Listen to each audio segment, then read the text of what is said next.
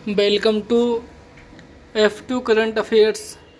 आज 26 जनवरी 2026 से जितने भी करंट अफेयर के क्वेश्चन बनेंगे आज हम इस वीडियो में डिस्कस करेंगे। वीडियो को ध्यान से देखना क्योंकि क्वेश्चन से रिलेटेड जितने भी एक्स्ट्रा फैक्ट होंगे मैं आपको बताऊंगा। चलते हैं क्वेश्चन पर।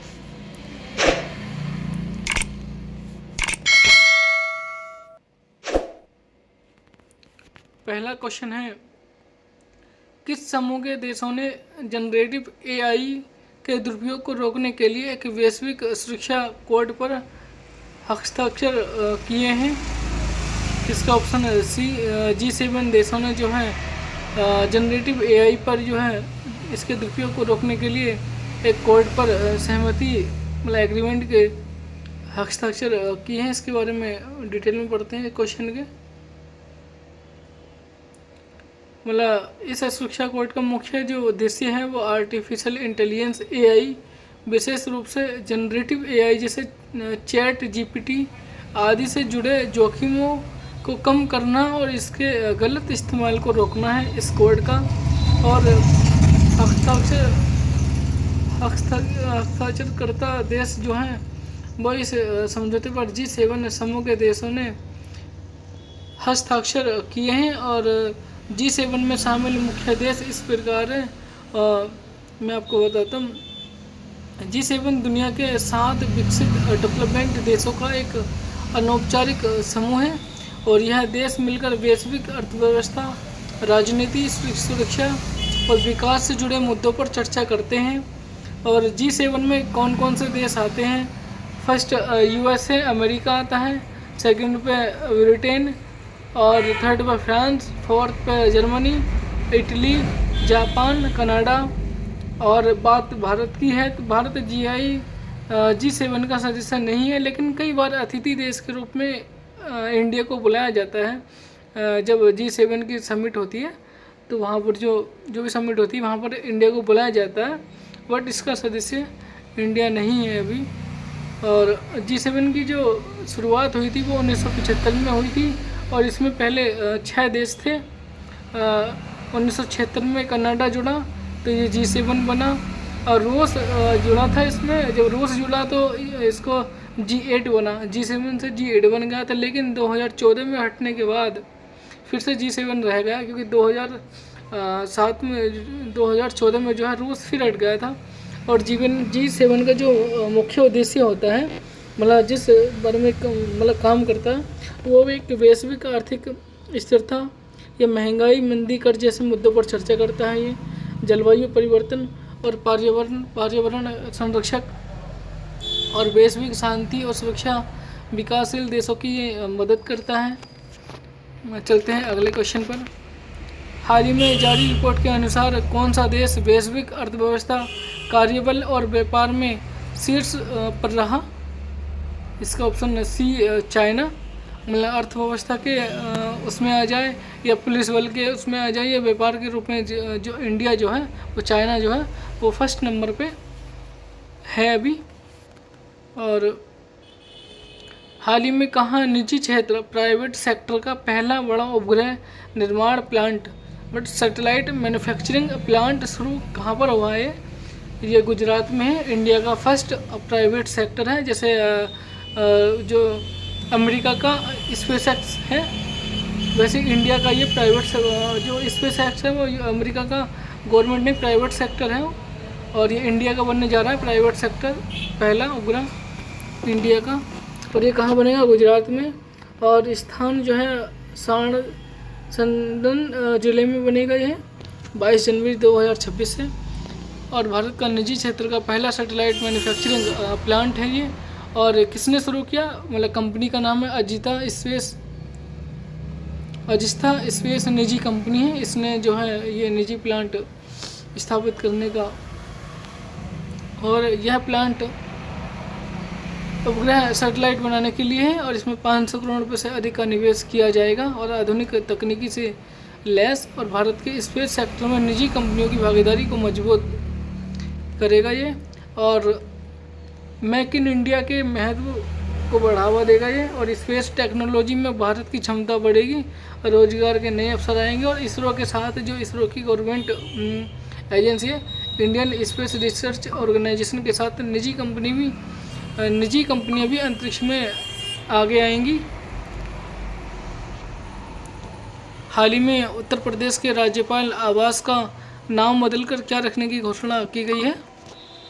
मतलब पहला जो उत्तर प्रदेश के राज्यपाल का आवास था ना, उसका नाम चेंज कर दिया गया, अब उसका नाम जन भवन कर दिया गया। इसका ऑप्शन बी। हाल ही में 24 जनवरी को किस राज्य का स्थापना दिवस मनाया गया। इसका ऑप्शन बी। उत्तर प्रदेश को जो है, उत्तर प्रदेश ने अपना 24 जनवरी को अपना राज्य स्थापना दिवस बनाया। बात उत्तर प्रदेश की चल रही है तो इसके बारे में पढ़ते हैं। 24 जनवरी 1950 को तत्कालीन संयुक्त प्रांत यूनाइटेड प्रोविंस का नाम बदलकर जो है उत्तर प्रदेश रखा गया था 24 जनवरी को। और स्थापना वर्ष राज्य की स्थापना आधिकारिक तौर पर 1950 में हुई थी। और यूपी दिवस की शुरुआत हालांकि स्थापना 1950 में हुई थी, लेकिन यूपी दिवस उत्तर प्रदेश दिवस का आधिकारिक समारोह उत्तर प्रदेश सरकार द्वारा पहली बार वर्ष 2018 में आयोजित किया गया था।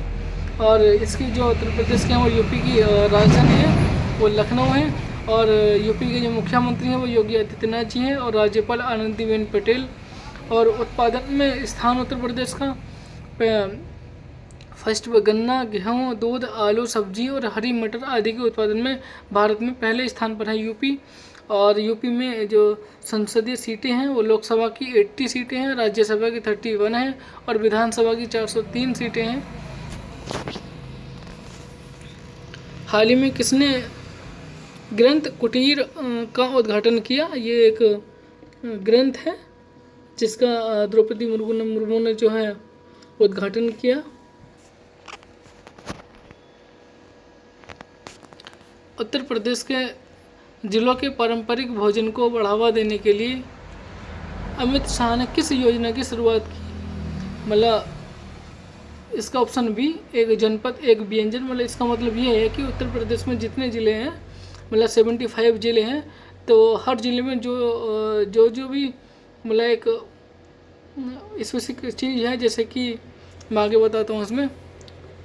मतलब जैसे कि आप मतलब जैसे आगरा का पेठा है तो उसको एक स्पेसिफिक, तो ऐसे ही इन्होंने एक जनपद एक व्यंजन के रूप में जो इन्होंने अमित शाह ने एक योजना शुरुआत की है। और 77वें गणतंत्र दिवस परेड में DRDO द्वारा पहली बार किस मिसाइल का प्रदर्शन किया जाएगा। इसका ऑप्शन है C. Long range antiship hypersonic missile है जिसका DRDO द्वारा 77वें गणतंत्र दिवस पर प्रदर्शन किया जाएगा। हाल ही में ऑपरेशन मेगापुर के तहत किस राज्य के सारंडा जंगल में 15 माओवादियों को मार गिराया गया। इसका ऑप्शन ए। छत्तीसगढ़ में जो है ऑपरेशन मेगापुर चला गया जिसके तहत सारंडा जंगल में 15 माओवादियों को मार गिराया। इस ऑपरेशन के तहत किस देश के हटने के बाद स्कॉटलैंड को T20 विश्व कप 2026 में शामिल किया गया। इसका ऑप्शन बी है बांग्लादेश, क्योंकि T20 विश्व कप से बांग्लादेश को हटा दिया गया है और उसकी जगह स्कॉटलैंड को शामिल किया गया है T20 विश्व कप 2026 में। हाल ही में खबरों में रही कमला और पूसा TST किस फसल की नई जीनोम संपादित किस्में हैं। ये ऑप्शन बी। मतलब question of point of view के तरीके से इस क्वेश्चन को याद रखना क्वेश्चन के हिसाब से। कमला और पूसा जो है TST ये एक धान की फसल की किस्में हैं। जनगणना 2027 के पहले चरण में नागरिकों के से कुल कितने प्रश्न पूछे जाएंगे। मतलब जनगणना 2027 के पहले चरण में नागरिकों से कुल कितने प्रश्न पूछे जाएंगे। इसका ऑप्शन सी 33 क्वेश्चन जो है पहले चरण में नागरिकों से पूछे जाएंगे। सुभाष चंद्र बोस आपदा प्रबंधन पुरस्कार 2026 के लिए किस राज्य के आपदा प्रबंधन प्राधिकरण को चुना गया। इसका ऑप्शन ए सिक्किम राज्य को जो है आपदा प्रबंधन पुरस्कार दिया जाएगा। और दुनिया की सबसे पुरानी रॉक आर्ट हाल ही में कहाँ खोजी गई?